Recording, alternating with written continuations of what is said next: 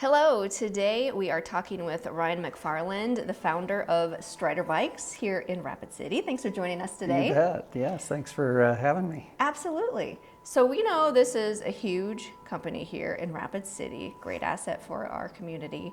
But we want to know a little bit about the guy behind the Strider Bikes. So just give us a little history about yourself, sort of like where you grew up and were you always into bikes, that kind of thing. Well, when I was real little, we lived in Indiana, and kind of my connection with bikes started early on. My dad was a Yamaha motorcycle dealer, and so I was around motorcycles a lot when I was little. And when you're a little kid, once you put the card in the spokes on your bike, you're on a motorcycle. So bicycles and motorcycles have always been a part of my life. Then we moved to Custer in the Black Hills when I was 10 years old, and I've been in love with the Black Hills ever since. Okay, so you've been in the Black Hills communities since that age? Yes, yep, since I was I think I moved here in 4th grade. Okay. But yes, love the Black Hills, the recreational opportunities here, and fit the stuff that I like to do perfectly. Sure. Well, the idea of a pedalless bike goes back 200 years, but there hasn't been a real good design for a really little kid. And so how I got into this simply was out of my own desire to teach my son how to ride. I mean, I've been a motorcycle and mountain bike enthusiast for decades, and I was super excited when I had a little boy to share this with, and I just couldn't wait to get him riding. And so, I was probably jumping the gun a little bit, but I tried all the traditional methods. I had a tricycle for him and little 4-wheeled scoot toys, and had a little bike with training wheels, even had a little Yamaha 50 with training wheels, and he's only 2, and my wife's just saying, slow down, slow down. But I couldn't slow down, so I was like, there's gotta be a way to make this work. And so I just really started taking a hard look at his size, and then when you do that, you realize a lot of these products that are on the market, even though they look little from our perspective, if you really take a hard comparison to a child of 2 that's only got a 12-inch inseam, and they're only 30 inches tall, you realize, oh, okay, that's actually kind of a beast of a vehicle that we're trying to ask them to operate. So I need to come up with something that is significantly smaller and lighter and simpler if I want to reach him at this young age. And so I started chopping up one of his little bikes and came up with what essentially became the Strider. As I think about it now, whatever, 17 years later, and we've sold 4 million bikes all over the world, and there's this huge company and all these people involved and everything. And I go back to the very beginning and I think, geez, if he just would have been like into Legos instead of riding this bike, none of this would exist. And it really was Bodie's enthusiasm for riding the bike that opened my eyes to just how big the opportunity was and how beneficial this could be for kids. And so that's what really inspired the business. So once sort of you get it like patent or whatever, and like it's a thing, you could take this business like anywhere, right? Yes. Like it's a huge business.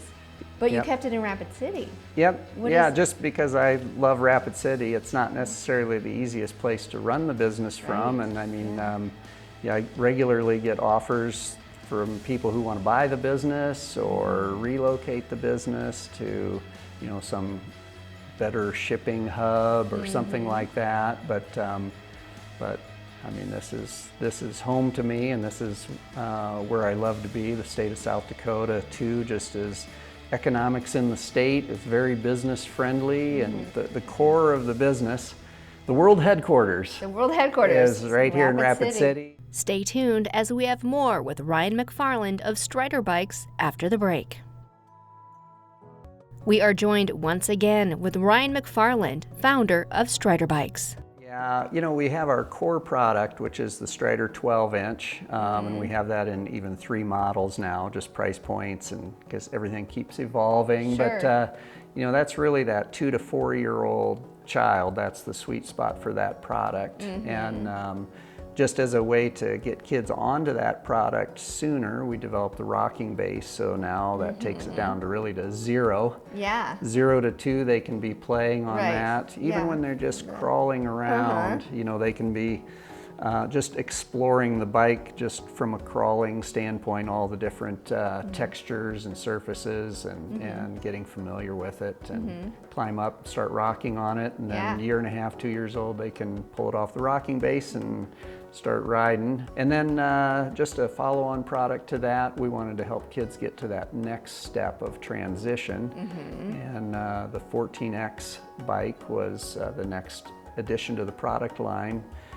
And it's a very unique bike, lots of patents on that bike. It really is the easiest transition for a child that's ever existed, basically. But the nice thing is we try and take kids just one step at a time. So rather than taking them from a 12-inch bike, Strider bike, to a larger pedal bike where everything is different. And sometimes that's where you lose kids, because it's too big of a change and they get scared or they get hurt or something happens and they're just done. I just want to go look at my screen and sit inside where it's safe, you know. And we try and make it very easy. The nice thing about the 14-inch bike is it looks and rides exactly the same as the 12-inch bike. It's just bigger, and so it's an easy sell to kids. It's like, hey, you're getting bigger now and you're really good on this bike. We're just going to get you a little bit bigger one. And the unique thing in this situation is that we can add the pedals right to that same bike. And it's designed such that the pedals are low and narrow, so you don't even have to use them if you don't want. So you can say to the child, look, it's the same bike, just stride it around just like you've been doing. You're so good at it and everything. And if you feel like it, put your feet up on those pedals and glide along just like you've been doing, and then keep striding. And then they're up there one time and hey, you decide to, go ahead and turn those, and boom, they're, you know, like such easy transition. They're riding around on a pedal bike and they never even realized that they went through this big transition. Right. It's fun seeing kids make it to these milestones so easily and realize that I did it, I can do it, and you can see the confidence grow boost in them, and so very fun. But now, I mean, you guys do like these Strider races, I mean, like around the world? Yeah. That's a big deal. Yeah, I just came back from Japan. We were at the Strider Cup World Championship, and they had to cut off registration. They had 800 kids competing, but I think they had close to 2,000 kids submit applications to compete, and then they do a raffle to pick the kids that get to participate. But huge events, and the families are just super excited about. I mean, they'll come spend the whole day, and they have all kinds of other activities as well as the races. And, yeah, really fun. They have really developed that whole culture of the Strider racing in Asia. Because now, I mean, you also have like a foundation too that does a lot of outreach. Yeah.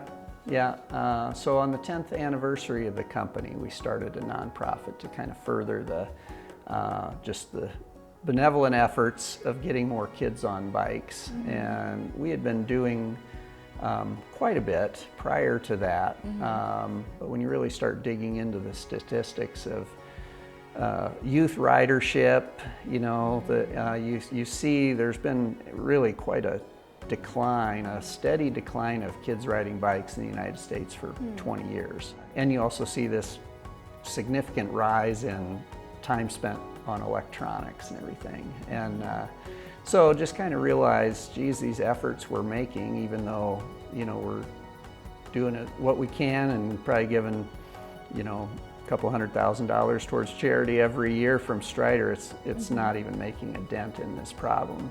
So really the idea was that we need to have a nonprofit entity that we can put our money into, but then other people can also put money into, and it can have a mission to really magnify these efforts. How do we reach the greatest number of kids in the shortest amount of time at the youngest age possible? And you kind of frame the problem like that, you realize that, okay, we have to get into the school system. That's the only way you're going to reach massive numbers of kids in a short time frame. So that was 2018. We launched All Kids Bike. And cool thing is, in 5 years now, we're in all 50 states. We've got over 1,000 schools running the program. And that's over 100,000 kids every year learning to ride as part of kindergarten. And that program's going to last probably 10 years in every one of those schools. So we've got 1 million kids in the pipeline for learning how to ride already, and we're just getting started. I would expect to double that within the next 2 years. That's awesome. And keep cranking it up from there. Yeah, I bet that makes you happy. Yep, That's yep, awesome. super fun. Yeah.